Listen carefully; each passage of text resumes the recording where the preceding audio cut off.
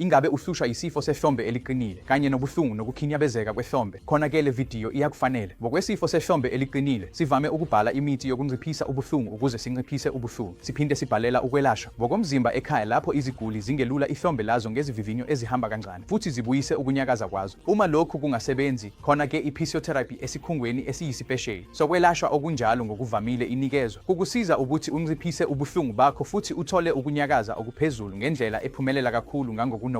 Uma lokhu kungasebenzi, odokotela bavame ukuhlinzeka ngomjovo wehlombe ozokusiza ukunciphisa ubuhlungu, futhi lokhu kuyasebenza kakhulu uma kuqhathaniswa nokwelashwa ngokomzimba kuphela. Uma konke lokhu kungakusizi ngehlombe lakho elifriziwe, ungase ube yikhandidate elihle lokuhlinzwa kwe-arthroscopy, okuwukuhlinzwa kwe-keyhole ngaphandle kokusikeka okukhulu ehlombe. Lokho kusiza ngempela ukuthola okuningi ukuvuvukala ehlombe ngangokunokwenzeka, futhi lokho kukusiza kukunikeza i-booster ukuze ululame ehlombe eliqandisiwe ukuze unciphise ubuhlungu bakho futhi uthole ukunyakaza okuphezulu ngokushesha ngangokunokwenzeka.